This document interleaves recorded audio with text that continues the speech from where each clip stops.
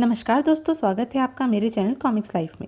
शुरू करते हैं तुलसी कॉमिक्स की एक और मज़ेदार कॉमिक्स, धोखाधड़ी पार्ट 2। तहखाने में पहुंचकर यहाँ तो बहुत सीलन है, बदबू भी काफ़ी है। आहा, मिल गई मूर्ति, ठोस सोने की, अद्भुत, बेमिसाल, उफ, शुद्ध सोने की मूर्ति। मूर्ति तो मिल गई, अब आगे क्या करें? मेरे विचार से इसे रातों रात निकालकर ले चलना चाहिए। सुबह तक हम हवेली में पहुंच जाएंगे। तुम्हारा सुझाव मुझे पसंद आया, पर इस मूर्ति को निकालना बड़ा टेढ़ा काम है। हम उन रस्सियों से काम लेंगे जो साथ लाए हैं। ठीक है भावना, तुम ऊपर चली जाओ और रस्सियाँ ले आओ। अभी जाती हूँ। भावना रस्सियाँ ले आई। अब इसे मूर्ति के चारों तरफ लपेटना है।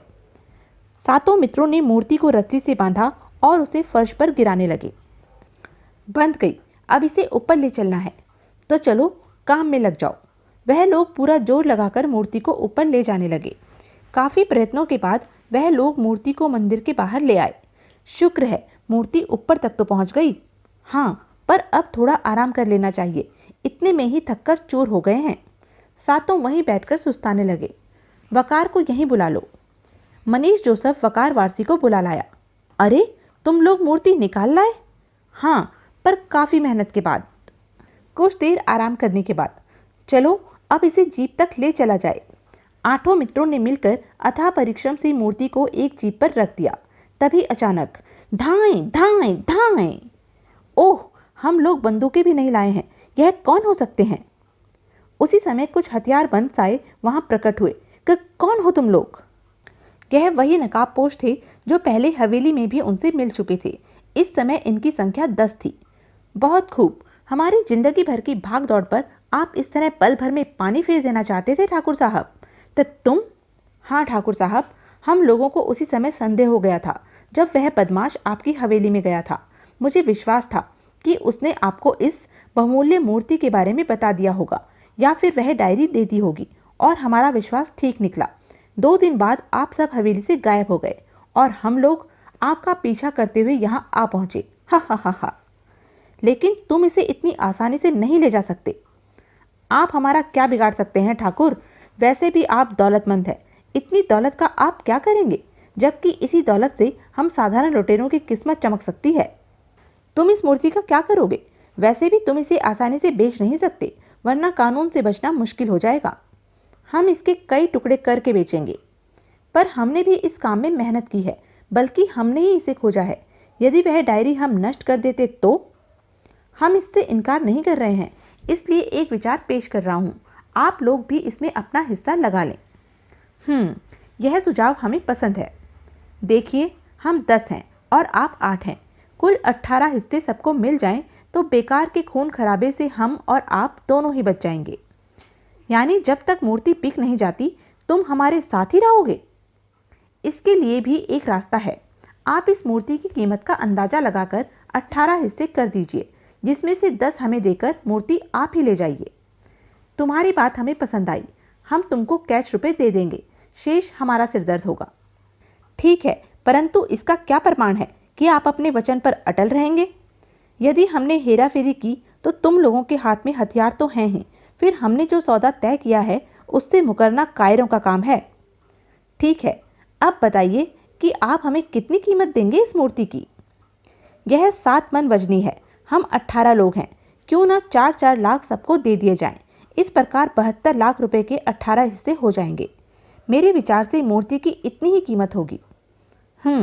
यानी कि हम सबके हिस्से में 4-4 लाख रुपए आएंगे। क्या विचार है मित्रों?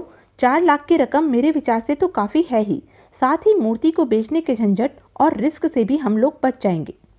हमको 4-4 लाख का सौदा पसंद है, हम इससे सहमत हैं और हम लोग भी सहमत हैं। अगर ऐसा है तो फिर सौदा पक्का। वह तो ठीक है, लेकिन अगर आपने बाद में कोई चालाकी दिखाई तो परिणाम भयंकर हो सकते हैं। मैं एक क्षत्रिय हूँ, अपनी बात से पलटना मैंने जीवन में कभी भी नहीं सीखा है। यदि हमने कुछ गलत किया भी तो उसकी जिम्मेदारी मैं स्वयं उठाऊंगा।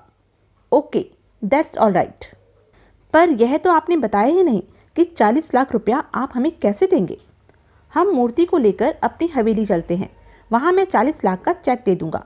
मेरे किसी आदमी के साथ तुम्हारा कोई भी आदमी जाकर बैंक से चेक कैश करा लेगा, फिर मूर्ति हमारी हो जाएगी। विचार तो अच्छा है, पर वहाँ से शहर ज़्यादा दूर नहीं है। शहर में आपके जान पहचान के सैकड़ों लोग होंगे। कहीं आप ऐसा कुछ नहीं होगा। क्या मैं मूर्ख हूँ जो मूर्ति का रहस्य सबको बताता चलूँ और इसके हिस्से होते रहें?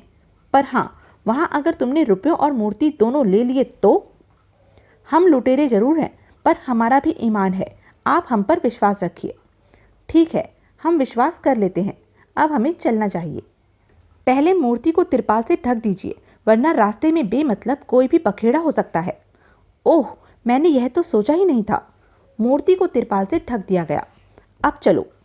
और फिर 2 जीप व 2 कारों का काफिला चमनगंज की ओर रवाना हो गया। इस बहुमूल्य मूर्ति को प्राप्त करने की जितनी प्रसन्नता पहले थी, अब नहीं रही। 40 लाख व्यर्थ में डूब गए। यदि ऐसा न होता तो दूसरी सूरत में मूर्ति भी हाथ से निकल जाती और जान खतरे में पड़ जाती, सो अलग। अब भी कोई हानि उठाने वाली बात नहीं है विकास। मूर्ति लगभग 2 करोड़ की तो है ही। 40 लाख निकल जाने पर कौन सा पहाड़ टूट पड़ेगा? यानी कि 20 लाख हर व्यक्ति के हिस्से में। इतना तो बहुत है दोस्तों। काफिला हवेली पहुंचा। मूर्ति को अंदर ले जाया गया। बस उस तरफ रख दो। अब आप जल्दी से हमें चेक दे दीजिए। हाँ, अभी देता हूँ। विश्वजीत ने 40 लाख रुपए का एक चेक काटकर नकाबपोश को दिया। यह रहा चेक। अब अपना एक आदमी भेजकर बैंक से रुपए मंगा लें। धन्यवाद। आपके किसी मित्र के साथ मैं स्वयं बैंक जाना पसंद करूंगा।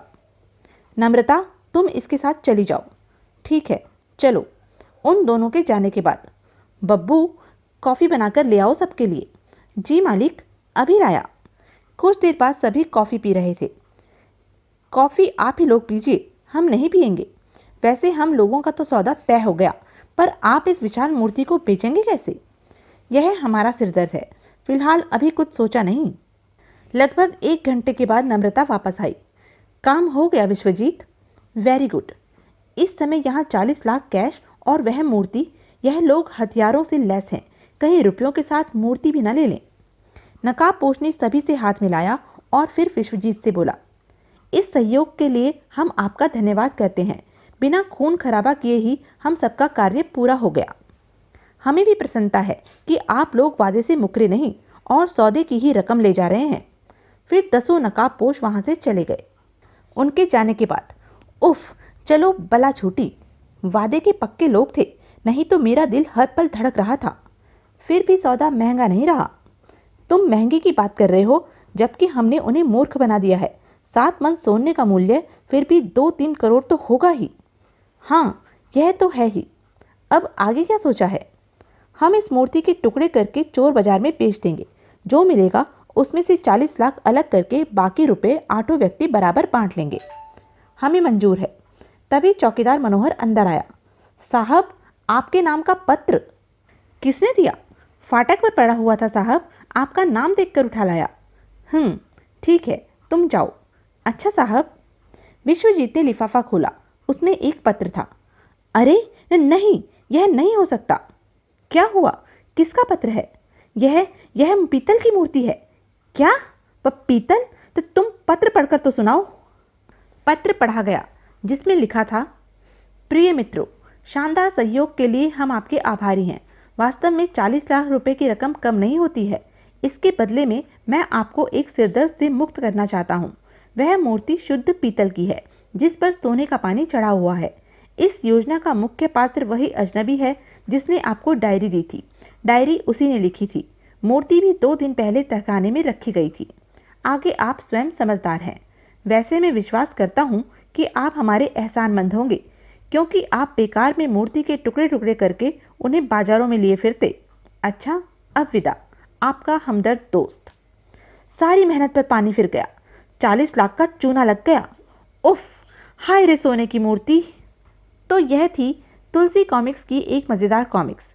ऐसी ही मज़ेदार कॉमिक्स के लिए बने रहें मेरे साथ। और हाँ, मेरे चैनल को लाइक, शेयर और सब्सक्राइब करना ना भूलें।